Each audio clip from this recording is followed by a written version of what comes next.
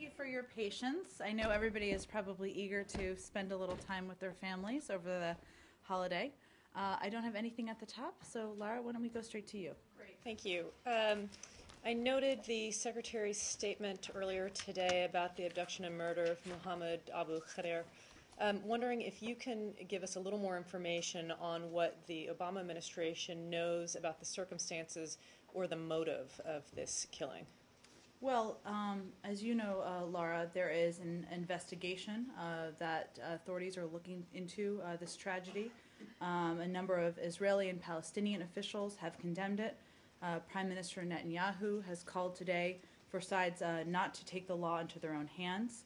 The Secretary has also been in touch today with Prime Minister Netanyahu, and I expect he'll continue to be in touch with both sides, as our teams on the ground are as well.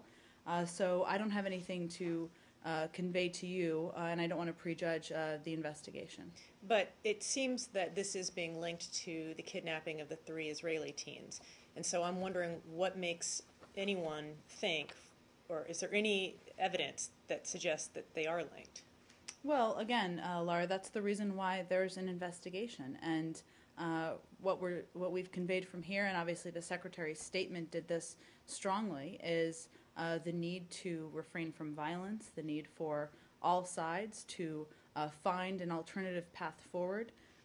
Clearly, our hearts go out to the families of those who have suffered with recent events, including the deaths of the 3 teenagers, but we're going to let the investigation play itself out, and certainly we would condemn in the strongest terms these despicable acts of violence. But even the use of the phrase, you're urging people to not take the law into their own hands, that seems to indicate that there is some kind of linkage. So does the U.S. have any independent evidence that they are linked?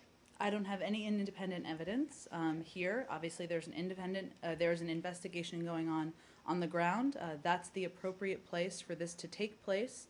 We will continue to remain in touch with our counterparts from the Israeli and Palestinian counterparts. And again, clearly we're deeply concerned about the violence on the ground, and that's why the Secretary issued a statement this morning. And also following up from a question that was asked yesterday about whether or not Hamas was responsible for the kidnapping of the 3 Israeli teens. I think there was a question taken about how the U.S. knows that, what kind of evidence was being relied on for that case. I think it was said that that was mostly Israeli and some Palestinian evidence. Is there any independent U.S. evidence about Hamas's involvement in that? Well, right now, and again, I think it's important to note in all of these cases that any investigation is going on the ground. There's not an independent United States investigation. We are in close touch with both Israeli and Palestinian officials. We have been for weeks, and that will certainly continue. Right now, there are many indications pointing to Hamas's involvement.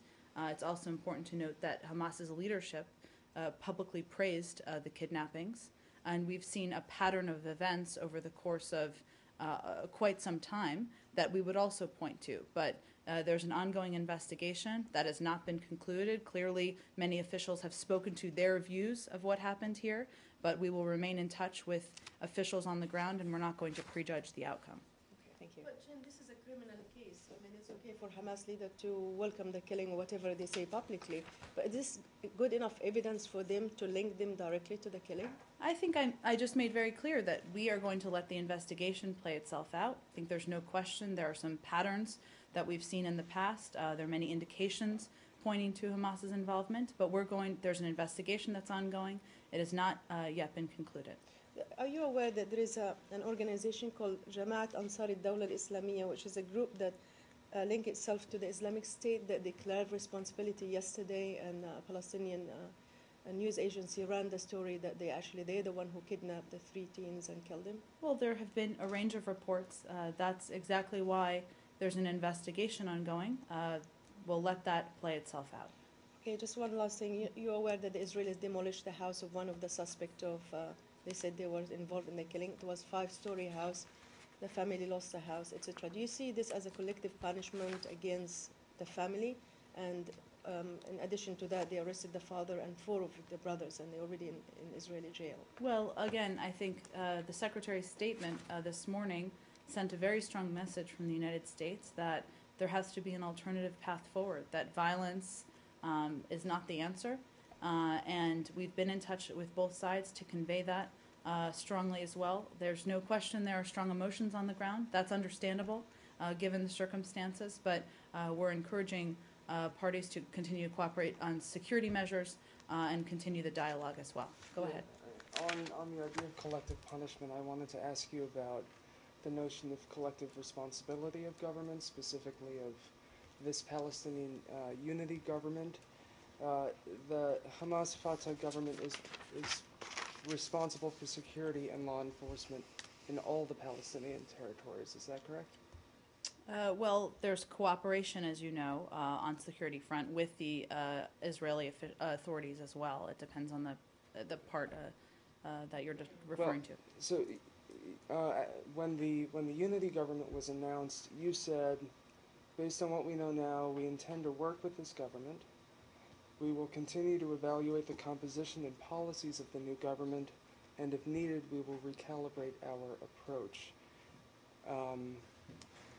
Is this a time to recalibrate? Are you reevaluating? And if not, why not, given obviously this government has no control over the fact that dozens of rockets are falling on southern Israel, and not to mention these kidnappings? Well, I would point out as well that President Abbas has publicly condemned the kidnappings and security cooperation between Israel and the Palestinian Authority has remained and has continued. It remains the case that we will continue to assess, that's been ongoing, are the interim government based on its composition, its policies, and its actions. That's ongoing, and we evaluate that on a regular basis, and nothing has changed in that regard. But what does it mean for Hamas to have any part in this government and then turn around and fire? I mean, just now there was I think it's important to alert. note here, Michael, that they're not a part of the technocratic government. Obviously, the technocratic government is different from the reconciliation process. Obviously, everything's linked. But it's different. They're not a part of the technocratic government. We've seen President Abbas condemn the violence. Obviously, any incidents of violence we would condemn. We look at all of these circumstances as we evaluate our relationship moving forward. But what are the technocrats doing? Do you have faith in the technocrats that are in this interim government that they have control over the situation? Well, I think there's no question it's a difficult circumstance on the ground, and over the long term, yes, of course, preventing and ending this violence is a primary objective. And President Abbas, who is head of the Palestinian Authority, an important part of the technocratic process here, has strongly condemned these actions, and we expect and hope that that will continue. Last one from me. Mm-hmm. Do you have a response to the members of the Palestinian leadership and the PA that are saying that the killing of these 3 teens is a vast Israeli conspiracy, or that in some way the Israelis were involved in the kidnapping and killing? Well, I will say I think the Secretary has not only spoken publicly about this, but he's been in close touch with Prime Minister Netanyahu and a range of other officials, and certainly we don't see validity in that claim. Certainly. Do we have any more on this topic before we go ahead? Yesterday, the Washington Post put out a story, and based on some documents it also put out on its website, according to which U.S. has been spying on several political organizations across the world, 5 or 6. One of them is BJP from India, which is now the main ruling party in India. What do you have to say on that? Well, as has been the case consistently, we're not going to comment publicly on every specific alleged intelligence activity. As you know, since January 17th, the President has made clear that he's instructed his national security team as well as the intelligence community to work with foreign counterparts to deepen our coordination and cooperation in ways that rebuild trust and moving forward.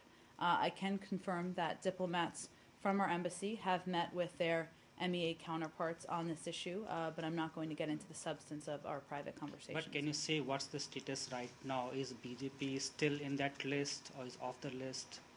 I'm just not going to have any more details I can lay out for you, other than to convey that we have a deep and broad partnership with India.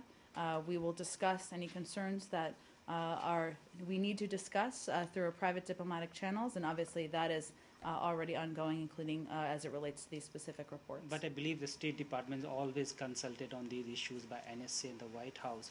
What is the need for such kind of activities with any political parties in India? You always have a robust engagement with BJP. I have seen several of us leaders coming here, diplomats from here going and having regular meetings with the BJP. So what was the need for that? What is the need for the meetings? Or No, not for the activities that US was doing in 2010.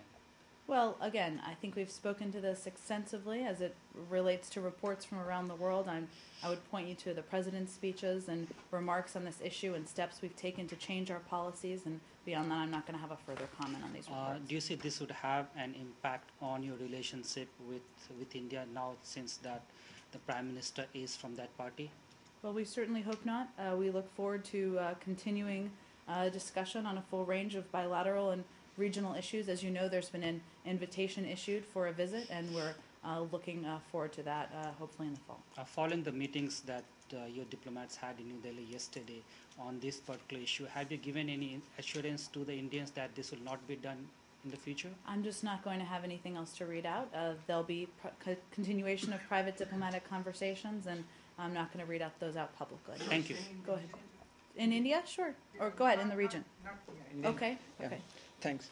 While Pakistan is carrying out a big operation in North Waziristan to flush out TTP and foreign militants, Pakistan has also demanded of Kabul to hand over Mullah Fazlullah, who is the leader of TTP and is carrying out and directing operations and bombings in Pakistan. But Kabul has declined to respond positively to Pakistan's request to hand over Mullah Fazlullah to Pakistan. Do you have any comments on that? I don't believe we will. I'm happy to circle back with our team and see if there's anything we'd like to add. As you know, this operation you're referring to is strictly a Pakistan operation run by the government or the officials in Pakistan, the government of Pakistan, and they're the best source for additional information. I mean, it was not in the not too distant past that U.S. Plucked one of the lieutenants of Mullah Fazlullah TTP leaders from Afghanistan last year, probably. And what is the U.S. doing there to help the two countries to cooperate on the cross-border militancy? Well, again, I don't think those are details that we're going to get into from the podium. Go ahead, Samir. Can you give us a read about the Secretary's meeting with the Iraqi Kurdish delegation Sure. today?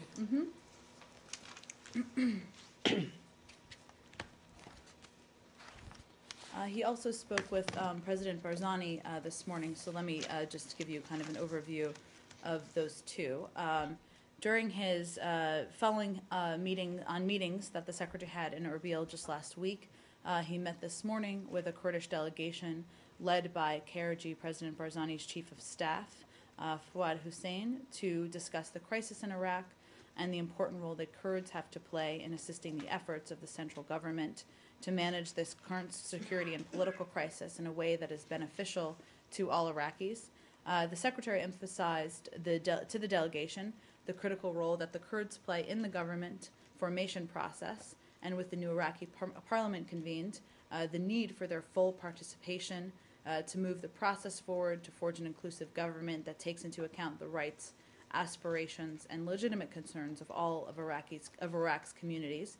He also further stressed that formation of an inclusive government in Iraq was vital to uniting the Iraqi people and ridding the nation of the threat from ISIL, including in the Kurdish region.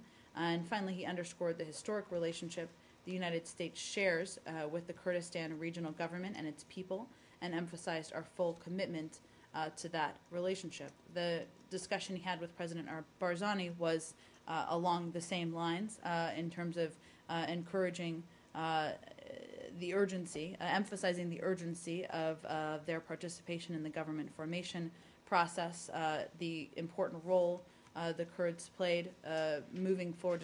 He raised the important role the Kurds play moving forward, and also emphasized that the focus should be on the existential threat that they all face, and that's where their focus should be at this important I time. assume Dr. Fouad was scheduled to come here for some time, but the call of President Barzani, was it somewhat, can we assume it was precipitated by the fact that the Kurds walked out of the parliament meeting yesterday? He's been in touch with a range of officials, as you know, throughout the last several weeks. So certainly we are aware of those events, and encouraging them to participate in the process is part of that, and emphasizing the importance of the plan to reconvene next week is a part of that. But I don't have any additional information on the timing or the reasoning of the call beyond that. I ask about the timing because, as you noted, he met with President Barzani last week. I'm just wondering what different message he might have had from a week ago to today that would have necessitated the call. It's not a different message, but I think consistency, especially in times of crisis, is part of his approach to diplomacy. So that's what this was a part of. And did President Barzani or Dr. Fouad commit to attending the July 8th Parliament session?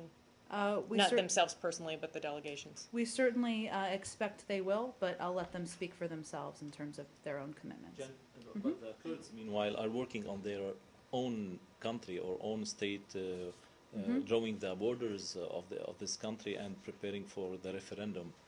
Have you discussed this issue with them, and what was their reaction to Well, I think you've heard the Secretary say publicly, but his message privately is exactly the same, that a united Iraq is a stronger Iraq, and the focus should be on the existential threat that all Iraqis face, and that people in the region face, which is the threat of ISIL. And we should not give an opening to a horrific terrorist group by being divided at this critical moment. So that's part of the message that he certainly has conveyed broadly on these issues. Now, there have been statements made in the past, as you know, for quite some time about their desire for an independent Kurdistan. It's not new as of the last week. I know you're aware of that, but it's important context here.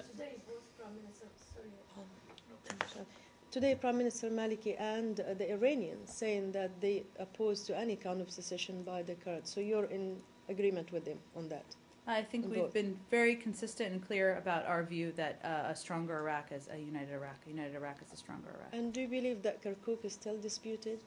I'm sorry? Do you believe that Kirkuk is still a disputed area? Well, we're certainly aware that the Peshmerga are there, the Kurdish forces are there, but again, we have been encouraging all parties in Iraq to remain focused on the existential threat they face. One more on Iraq. There are news reports saying that the Iraqi Air Force appears to be using Sukhoi fighter jets camouflaged to hide the fact that they were sent from Iran. And in an image analysis, it showed that the same exact markings on these planes in Iran's fleet, minus the country's flag and the Iranian Revolutionary Guard logo, which appear to have been painted over. Do you have any idea about this, and do you think that the Iraqis have received fire jets from Iran? We have seen the same reports that you have. I don't have any independent information to share with you at this time. We've been very clear to all in the region that anything that might exacerbate sectarian tensions would fuel extremism in Iraq. That's the reason we have expressed concerns about the type of help Iran may or may not want to supply, so those concerns remain. Have you asked for any information from the Iraqi government to confirm these reports? Obviously, we're in touch with Iraqi officials about a range of issues, but I don't have anything to read out on that front. And if true, what would be your position? If true, if they have really received these kind of jets from Iran? Well, I think we've been pretty clear on this, that we have had concerns and we have remaining concerns about any effort to spark sectarian tensions in Iraq. And I think broadly speaking, without having confirmation or providing confirmation from here of these specific details, that it would be a violation of the UN Security Council resolutions regarding Iran sanctions if they provided a violation to Iraq. Iraq would be violating if they were receiving this type of material and equipment from Iran. Will this affect the U.S. aids to the Iraqi government, the military aids especially? Well, again, our consideration is regarding a range of factors, including the best way to see a stable and secure Iraq over the long term. The political process is an essential part of that. The government formation, obviously, we're committed to taking on the threat of ISIL, which is why we've taken steps we've taken. But I'm not going to go further down the hypothetical rabbit hole with you. So we have more on Iraq? On that, yeah. Uh-huh. The same analysis says that the 5 or 7 Sukhoi 25s, whichever is true, are part of the Iraqi aircrafts that were transferred to Iran during the Desert Operation in 1991. Now, if that is true, and this whole transfer, this report turns out to be correct, would still this be a violation of the sanctions? It's Iraqi aircraft to begin with. Well, let me lay out for you what a violation, technically speaking and broadly speaking, would be. It's so the short version is it's the sale or transfer of equipment from Iran. The specific language is that Iran shall not supply, sell, or transfer directly or indirectly from its territory or by its nationals or using its flag vessels or aircraft any arms or related material, and all states shall prohibit the procurement of such items from Iran by their nationals or using their flag vessels or aircraft, whether or not originating in the territory of Iran. So I'm not going to speculate on whether or not it would be a violation. That's what a violation is technically. I don't have any other confirmation for you of these specific reports, of which there are a range.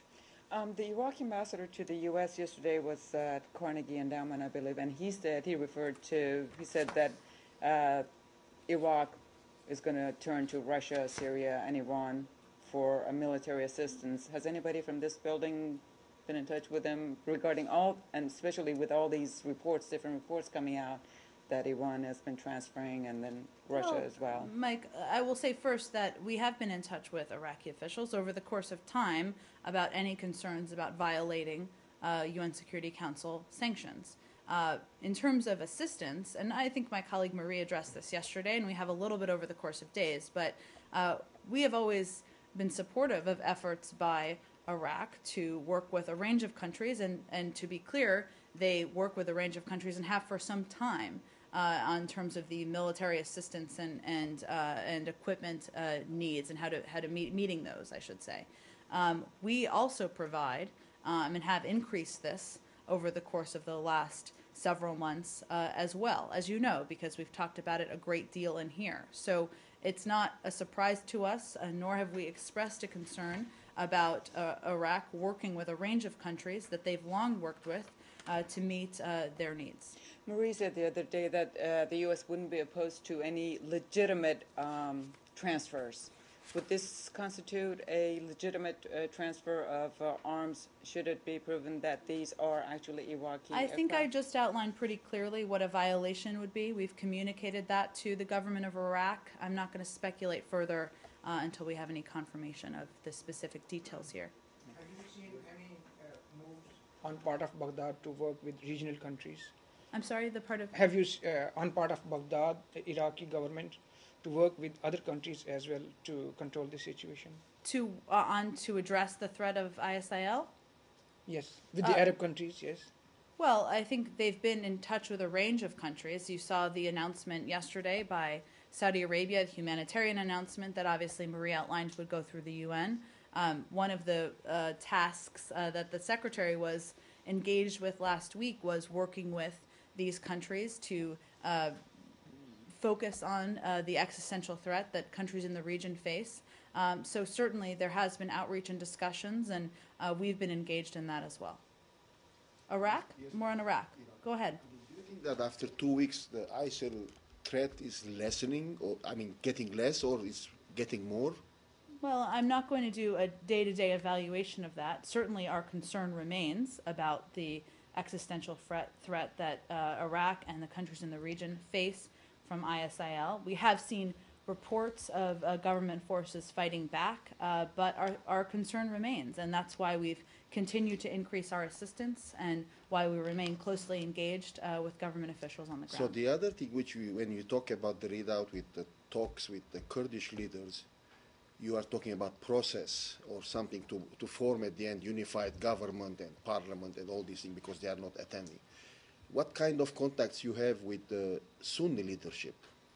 Do you have any contact with Sunni leadership? We're in touch, of course. We're in touch with Sunnis, with Shia, with Kurds. We're in touch with a range of officials on the ground in Iraq. Do you still believe that the unified government minimize the threat of ISIL?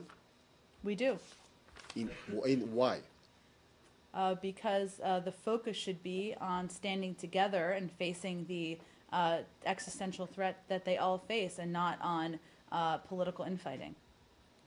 One more on the fire jets. Do you have any information if Russia has delivered the Sukhoi fire jets to Iraq? I don't have any details to confirm for you on what they may or may not have delivered, no. Let's just finish Iraq and then Iraq, or okay, go ahead. Do you have any contact with Iran regarding this Iraq issue? Well, we spoke about the contact that Deputy Secretary Burns had just about 10 days ago, but I don't have any other contact. Nothing updated. Nothing updated. Nothing to update you on, no. I follow up on Okay, this. okay, go ahead. Yeah, sorry about that. But there was a meeting today between the Undersecretary Burns and Mr. Zarif in Vienna. Have they discussed Iraq or not? I think Marie addressed this yesterday, that there was no but plans today for that to the be addressed, and I'm not aware of any reports of it being brought up. I see that the Secretary is meeting at the White House with National Security Advisor and the SecDef. I assume Iraq is on that agenda, and the meetings should have, at least the first one should have already ended. They have a almost weekly lunch, so this is a part of that, and obviously a range of topics will be discussed, but we're not going to read out the content of the meeting. More on Iraq, or should we? Okay, new topic.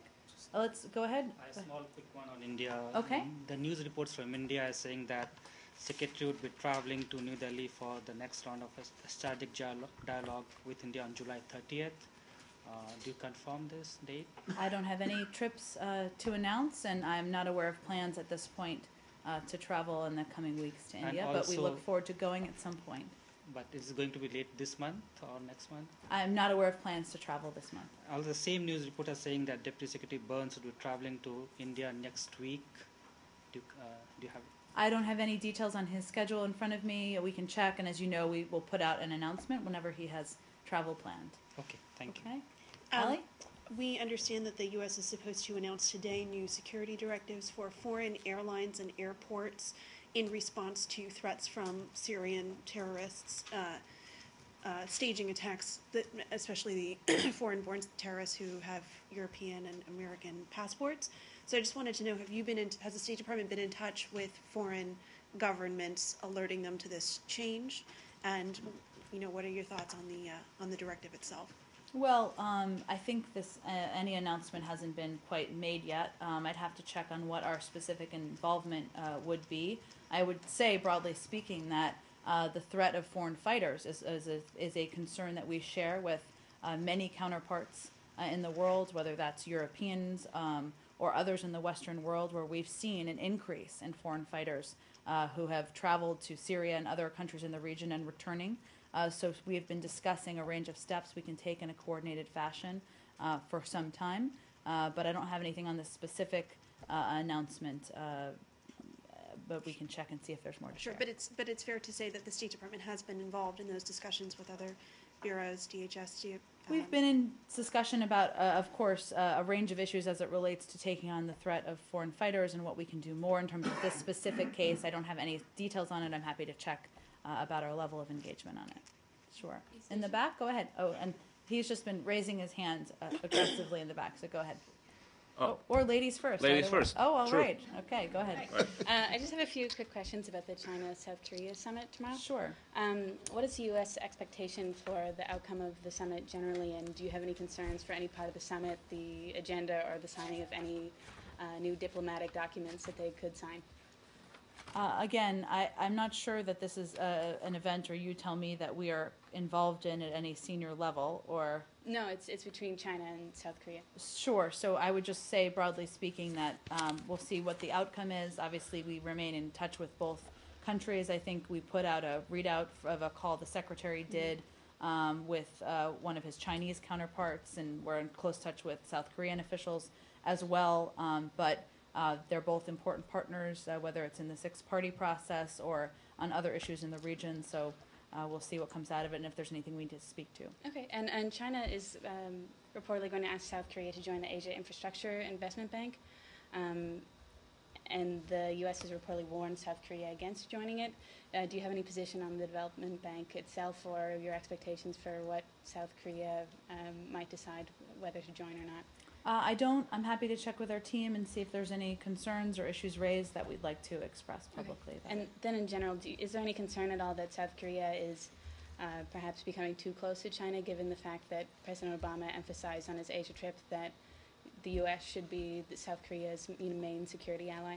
Well, we also encourage dialogue between countries in the region, and we've long encouraged the strong and peaceful rise and prosperity of China. So we'll see what comes out of the dialogue tomorrow, and certainly, we'll encourage meetings moving forward. Okay, thank you.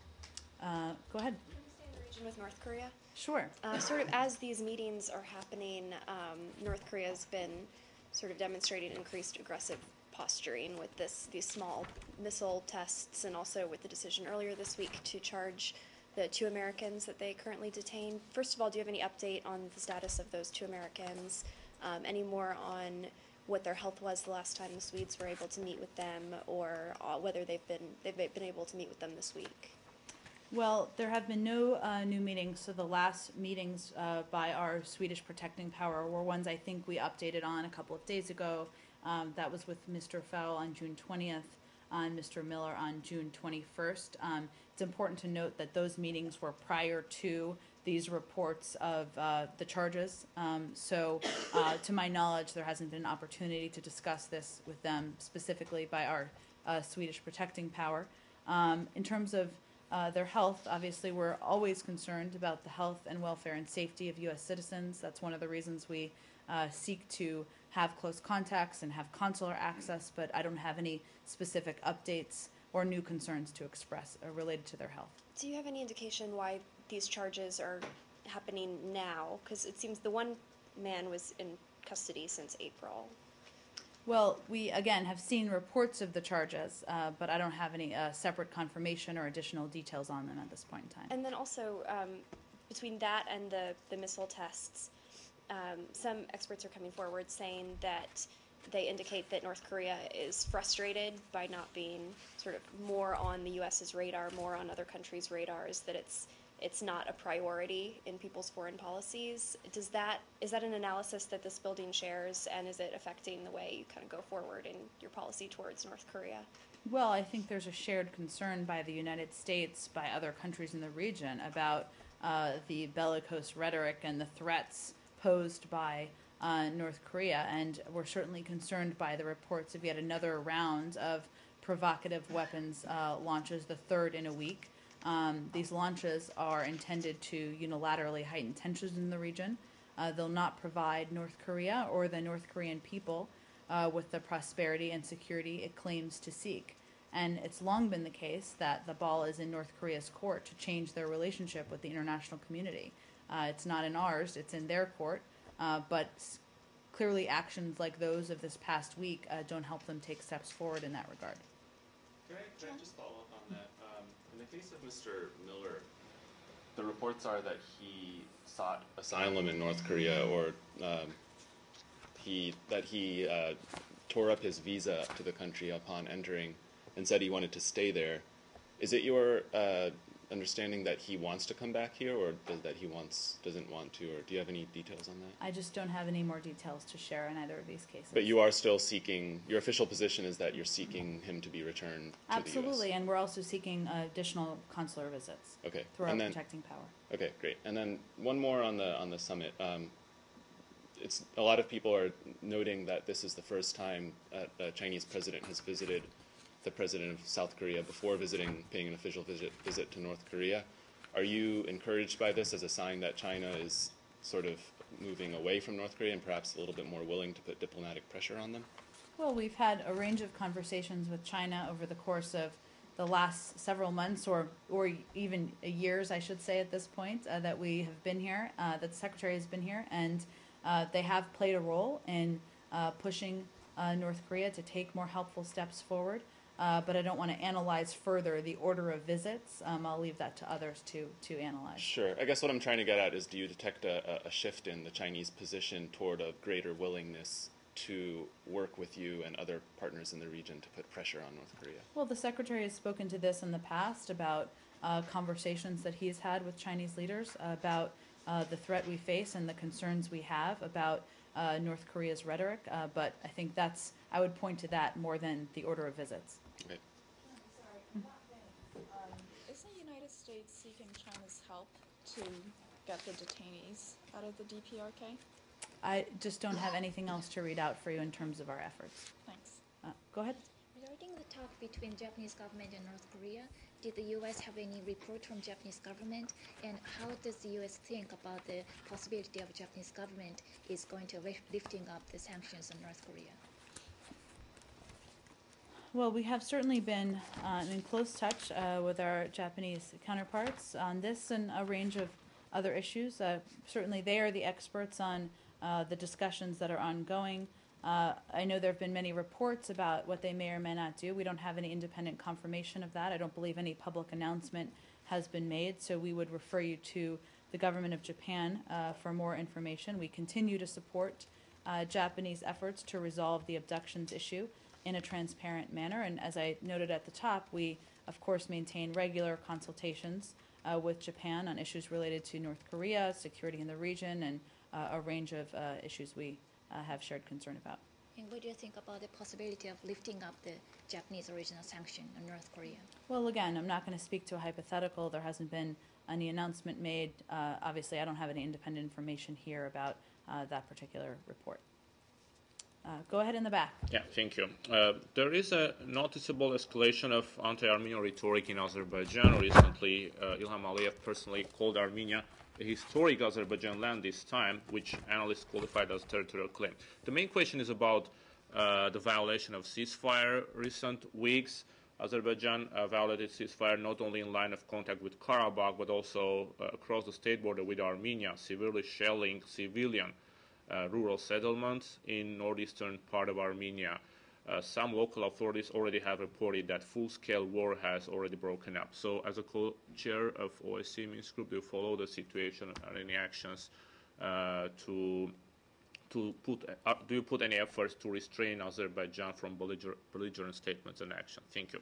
Well, we are committed, as a co-chair, we're committed to helping both sides reach a peaceful settlement to the Nagorno-Karabakh conflict. It's our hope that the presidents of Armenia and Azerbaijan will accept French President Hollande's invitation to hold a summit in Paris as soon as possible, and that they will agree to structured negotiations that will lead to a peace agreement. And we call on both sides to redouble their efforts at the negotiation table and to focus on the benefits that peace will bring to people across the region. Obviously, inflammatory rhetoric and statements run counter to the principle of reducing tensions, and so we certainly think that damages the peace process, and that's why we're encouraging them to redouble their efforts. Have you seen reports that rural civilian settlements this time has been bombarded by Azerbaijan in Armenia? I don't have any confirmation of those specific reports, but clearly a peaceful settlement is in the interests of both countries. Thank you. Mm-hmm. Yes. Some Syrian opposition groups in Aleppo issued a statement today asking the SOC to provide them with more arms to fight ISIS that getting stronger in Syria, and they threatened to desert their position in 1 week or their positions in 1 week if they did not receive the military aids that they are asking for. Who was this? I'm sorry, this statement was issued? Some military opposition groups in Aleppo especially. Do you have anything on this, and will the U.S. accelerate the military aids to the opposition to fight the regime and ISIS? Well, you saw the president's announcement just earlier this week or last week. It's all running together. Last week. And clearly we've taken steps here to continue to boost support for the opposition, whether that is political support or military assistance. I have not seen that specific statement you're referring to. Clearly our view is that the opposition needs to continue to strengthen their membership and work together to take on the threat that they face, both from the brutality of the Assad regime, as well as certainly some extremists who are present in Syria. So I'd have to check and see that specific statement and what groups it was coming from. I don't know if you have more information on it. We can talk about it afterwards. I will forward it. Okay, sounds good. Go ahead. Can we say now that the issue or the files of chemical weapons are closed now, or still you have some concerns about the chemical weapon of mass destruction that is in Syria? Well, part of what Syria committed to last September was joining the Chemical Weapons Convention. So while we made the announcement last week about, or OPCW did, I should say, about the removal of 100% of declared chemicals, there are, of course, we're going to keep our, our effort going here in terms of ensuring that that covers all chemical weapons that would pose a threat, and that's an ongoing effort that the OPCW will be seeing through in the months ahead. Some people already they are saying that what was done regarding the chemical weapon was done based on what was provided as stockpile, as an information. So more weapons are there. What is your understanding of that? Well, I think we have never taken the Assad regime at their word. That's why we refer to it as the declared chemical weapons. But I think it's important to note here that a significant amount of toxic chemicals of the worst kind had been used by the Assad regime to kill their own people has now been removed from Syria. Those are chemicals that they can never again use against their own people. But we will continue through the OPCW to take every step necessary to ensure that that all is verified and that we prevent this from happening again. Yes, please, more. Okay, go ahead. I mean, please, regarding refugees. Yes, in Syria. In Syria. Mm-hmm. I mean, with what was going on in the last 2 weeks, it seems that more disturbance happening with the ISIL movements and regarding the refugees. Do you have any update about the refugee status there? I don't have any new update. Obviously, we've been concerned about the growing number of refugees, the impact that this has had on countries in the region. I would point you to the Secretary's visit just a couple of weeks ago to Lebanon, where they talked about this issue and what a strain it is on the government of Lebanon. We know it's a strain on the government of Jordan.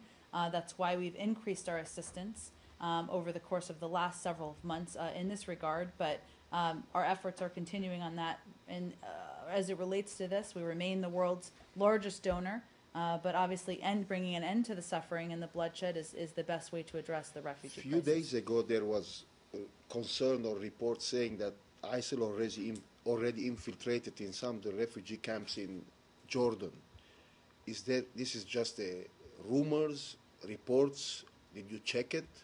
Are you sure I don't about have any confirmation of that. I'm happy to see if there's more we can say on that from here. Obviously, we'd be greatly concerned about that. Michael, go ahead. The chemical weapons deal. Two proponents of the deal that you helped forge are Shimon Peres and Bibi Netanyahu. They have come out and called it a good deal multiple times. But then they said that your negotiations with Iran, with the other P5+1 members in Vienna, should model the deal that you reached on Syria's chemical weapons. Do you think that's an apt comparison? Do you think that's a fair Well, without model? knowing the full context, I'm not sure what the comparison is, and so I'd point you to them on describing exactly what they mean by that. Well, they call it the Audi model, and they say 0, 0, 0, 0 in terms of capability, infrastructure, and the like. What they say is that the deal on Syrian chemical weapons managed to remove all of the most dangerous materials, and therefore all of the most dangerous materials in Iran in its nuclear program should be dismantled or removed, and that should be the model. So do you think it's an apt Well, model? I think, Michael, there's an ongoing negotiation that started today. I can update you that there was a trilateral meeting today that's still ongoing between the U.S., the EU, and Iran. It may have concluded now, actually. I know it's late there. The delegations, as you all know, are led by Deputy Secretary Burns, Lady Ashton, and Foreign Minister Zarif, respectively. The opening plenary will be tomorrow morning, chaired by Lady Ashton, Foreign Minister Zarif. We're certainly familiar with the concerns by the Israelis. We remain in touch with them and have done a range of briefings. Our goal, no deal is better than a bad deal. That's something that remains the case and remains the bar.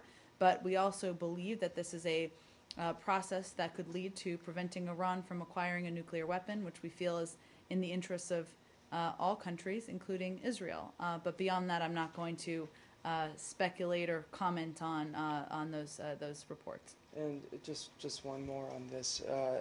With the Secretary's op-ed in the Washington Post, he said that the parties would be working tirelessly until July 20th. The plan is for the U.S. delegation to be on the ground until July 20th in Vienna. Yes, we're committed to the 20th. We're working toward the 20th. Again, I'm not going to predict what's going to happen every day between now and then, but that remains our focus.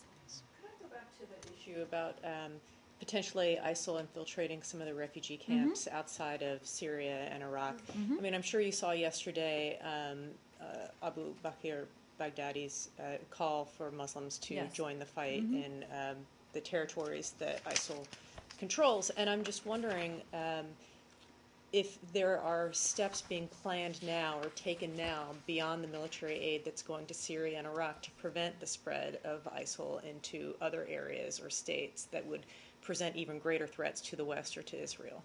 Well, are there specific steps that are on your mind, or what are you referring to exactly? Well, I'm no military expert, so I don't give yourself more credit, Laura. Are you referring to military steps, or are you referring to political steps, or what specific? Well, more military, because I assume that a group like ISIL doesn't care as much about political steps as they would respond to actual force. But if you've got ideas, I think the reason I asked that question is because clearly part of the effort, the diplomatic effort that is underway, that the Secretary is a leading member of, is communicating with the governments of neighboring countries about the importance of conveying to their public the threat that ISIL that ISIL poses, and that is certainly part of our education effort.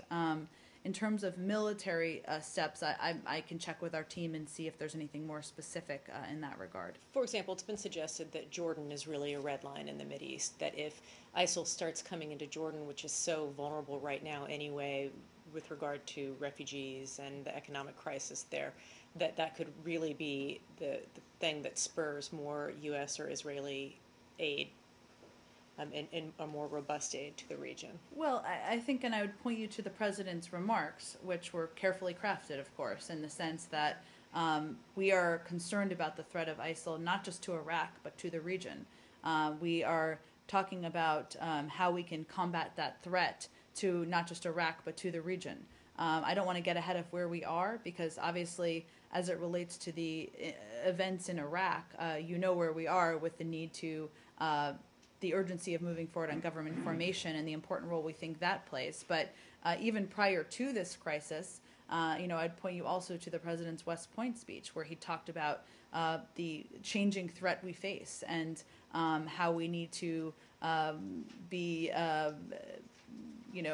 dedicate time and resources and energy to taking that on in the right way, and how that's changed over the course of time. So, that relates to how we address needs in the region as well. Did you all, I didn't ask yesterday, but I meant to, did you all have any kind of reaction to al-Baghdadi's call to arms, other than, I'm sure you'll say it's bad? Well, certainly we would say it's bad, but I hope I can be a little more eloquent than that. But, our view is that these calls only further expose the true nature of this organization, its desire to control people by its fear and edicts. And anyone who is aligned with ISIL is aligning with a terrorist organization. The Iraqis have a long history of fighting against extremism, and people from all Sunnis, Shia, and Kurds all have that long history. And so we are hopeful that will be the case here as well. Prime Minister al-Maliki today made kind of a "if you're not with us, you're against us" sort of statement regarding Sunnis and Kurds in Iraq. It wasn't that blunt, but it was, if you don't admonish ISIL, then we will see you as the enemy. Do you think that that's an appropriate way of addressing the situation in Iraq, and do you think that that will do much to encourage Sunnis to feel like they are part of the government?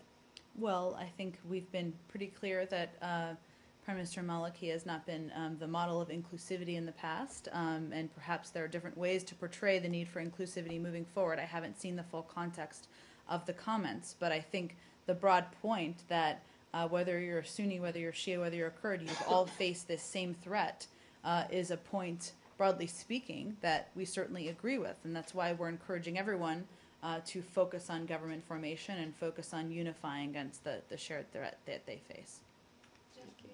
On Iraq, or okay, one more on Iraq. Go ahead.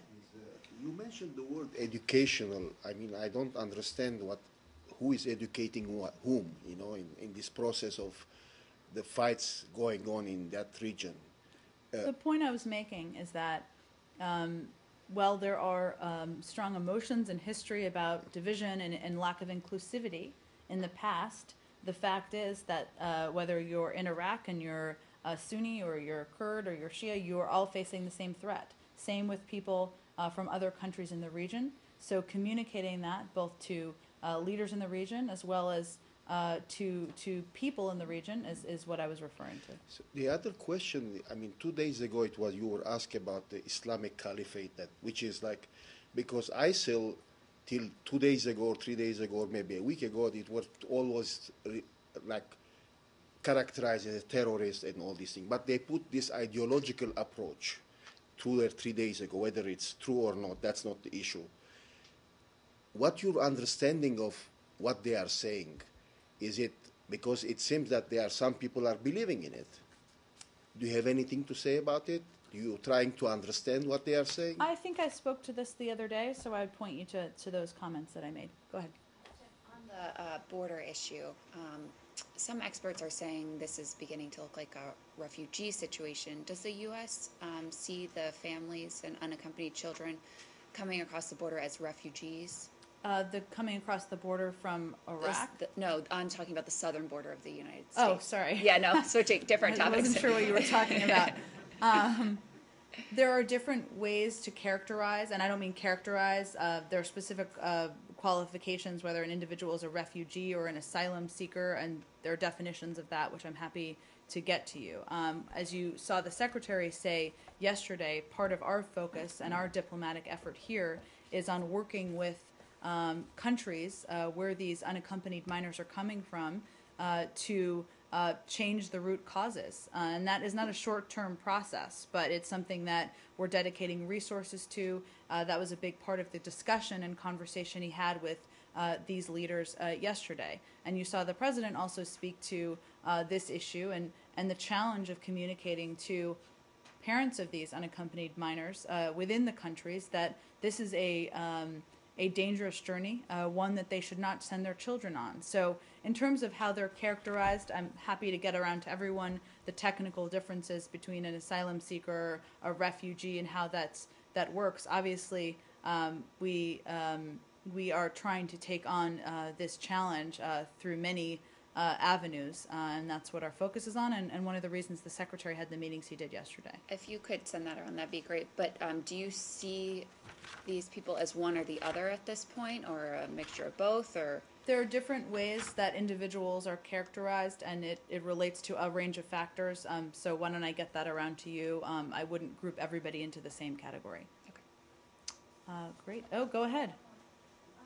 So the European Court a few Human Rights upheld the French ban on the burqas, and I was wondering if you had any comments about that. Do you think that this is discriminatory towards Muslims? And do you think that this is an example of a normalization of racism in Europe? I had not seen that, but we're happy to get a comment around to all of you as well. Yes, Matt. Yes, I apologize. I came in very late. That's fine. I was having lunch. Are you Good to sure know. that you've, yes, I'm sure that you've covered all the main topics of the day. Have you covered Ukraine? No, we have not talked about Ukraine. Really? Okay. Well, I'm wondering if you have any comment on what's going on in terms of the military operations in the east and the attacks by the separatists, as well as the abductions of journalists. Well, let me first speak to the abductions of journalists. We, of course, and I think you're referring to the report of the two detained in Luhansk. Correct. Well, we condemn the unlawful detention of the two journalists in Luhansk and call for their immediate release along with that of all the other hostages. We further call on all parties to ensure the safety of media. In terms of events of what's happening on the ground, our view is that the Ukrainian security forces operations have been moderate and measured. They've been taking steps to maintain calm within their own country. Our belief is that while President Poroshenko said he's ready to implement a bilateral ceasefire, any ceasefire must be mutual, and there are steps that the Russians have not taken that they need to continue to take. In terms of specific events on the ground, and let me just say I have a quick update on this for you. You may have seen, Matt, but I'll just reiterate it here, that General Breedlove made some comments earlier this week about Russian regular forces actively facilitating the movement of forces, equipment, and finances across the border. He also noted that Russian irregular forces are very active in Luhansk and Donetsk and are receiving Russian financing. And finally, he noted that we see about 7 or more battalion task groups on the Russian side of the border, plus numerous special operation forces. Obviously, that type of troop buildup is certainly of great concern to us. And as you know, the discussions, the four-way talks are ongoing. They may have broken for the day, but those are ongoing, and certainly we support that effort. But you assess the Ukrainian government's actions to this point, since the end of the ceasefire to today, as moderate and measured? Mm-hmm. You don't have any concerns about what they're doing, or what either side. Well, let's not forget that we're talking about Russian-backed separatists and Russians moving troops near the border, moving equipment across the border. Go ahead. No, go. Continue. I didn't mean to. And efforts that have been underway to invade, occupy, and attempt to annex part of a sovereign country, which is Ukraine. So they instituted a 10-day ceasefire. They did not have a partner in that effort to institute the ceasefire, but they have a responsibility to maintain calm and order when possible within their own country. So you see what the Russians are doing now as an attempt to invade, occupy, and annex? I'm talking about what's happened over the last several months, Matt. Okay, but it sounds like, and I didn't see the comments from General Breedlove, but you are saying that the Russians actually have moved troops into eastern Ukraine. So there is an invasion of a sort. What he was referring to is as a buildup on the Russian side of the border that we've been seeing, but decreased and kind of seemed to come back. But before that, you said something about them the Russians facilitating separatists in eastern Ukraine. I mean, are you saying that there are Russian troops or irregular forces? So Russian-backed separatists are very active, as we know, in Luhansk and Donetsk. Right. That's what he was speaking to. But he was also speaking to a troop buildup on the border So that we know deep pulled back, but we've seen it build up So again. you don't have any, you don't say that there are actually Russian troops in eastern Ukraine? I was referring to his update. I don't believe that we've seen that in terms of a massive influx into eastern Ukraine. Okay. Yesterday, Secretary Kerry spoke with Foreign Minister Lavrov by phone. Yes. The two readouts, yours, are the U.S. versions, the U.S. sides and the Russian side, I mean, are pretty diametrically opposed. Given the fact that the message conveyed from Secretary Kerry to Foreign Minister Lavrov and the message from Foreign Minister Lavrov to Secretary Kerry seem to be at complete odds with each other. Are these phone calls, are these conversations worthwhile at all? Well, we certainly believe they're worthwhile because it's an opportunity to discuss where you have disagreements and differences. And as you know, readouts are often a portrayal of one side's message to the other side, since we don't typically read out the other side's views. It's also no secret that we have some ongoing differences of opinion with Russia on Ukraine, and certainly part of the discussion was in part focused on that. They also talked about the P5+1 negotiations as well as Iraq. Right, but I mean, if you could come to, is there any narrowing of the gaps between the two sides on the issue of Ukraine? Well, there are talks ongoing. The four-way talks are ongoing. Obviously, keeping the line of communication open, in our view, is important. That's a part of that, and we think that's true as well for our bilateral relationship. Somewhat related, the Russians have come out, and you will have seen, maybe you already talked about Moldova. And I have not. Okay, so they went ahead and ratified this EU agreement today, and some Russian officials are saying that this is a violation of the rights of the people of Transnistria. Do you agree with that? We don't. We congratulate Moldova on ratifying the association agreement. Okay. I was going to ask you, has Hong Kong come up? No, but can I stay on this topic for a Sure. second? May I just ask, maybe I've missed it, but Sure. why is the United States not a part of the four-way talks?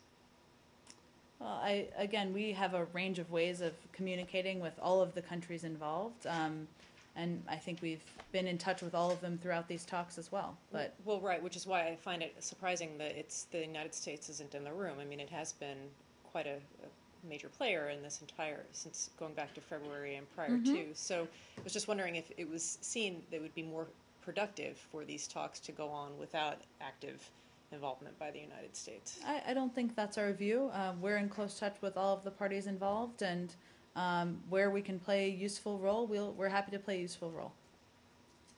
And also, it would be five-way talks. There's a four-person limit to the conference call. It may be. They're not going to do Hong Kong. Yeah. Do you have any reaction to the crackdown on these pro-democracy? I'm not sure crackdown is the right word, but the arrests of large numbers of pro-democracy demonstrators. Well, we certainly support Hong Kong's well-established traditions and basic law protections of internationally recognized fundamental freedoms, such as freedom of peaceful assembly, freedom of expression, and we support democracy in accordance with the basic law and the aspirations of the Hong Kong people. We believe that, of course, an open society with the highest possible degree of autonomy and governed by the rule of law is essential for Hong Kong's stability and prosperity, and that as they look at events, they should certainly respect and behave in that manner as well. So you don't have any particular concern with these mass arrests? We've certainly seen the report, and we believe that they should abide by their own declarations of how they feel they should govern. Sorry, who the Hong Kong authorities or the demonstrators? The Hong Kong authorities. And then I'm presuming that you, in your discussion of the Middle East, talked about Israeli-Palestinian stuff, talked about Secretary Kerry's phone call with Prime Minister Netanyahu? I just mentioned that they had spoken, but I didn't have an additional readout to share. Okay. And then the last thing, back in Asia, do you have, first, did you get to Sudan? No, but if you'd like to. Go ahead. No, listen, I just. Well, I was going to ask you first about this this Hmong guerrilla leader who the Thais have thrown back into into Laos. Do you have anything to say about I that? don't, but I'm happy All to right. take it, and we can And then get the you last something. one is Sudan and Miriam Ibrahim, and whether or not what's your understanding of her current status? Is she still there? I don't have any update on her location, and as has been the case, we're just not going to be providing specific details on that. Well, is she still in Sudan? That hasn't changed. She still has the documentation as to her children that would be needed to travel to the United States, and as you know, there are others who don't feel that she does have that documentation. Right, but she's still in Sudan, right? Correct. She has. Great. Thanks, everyone.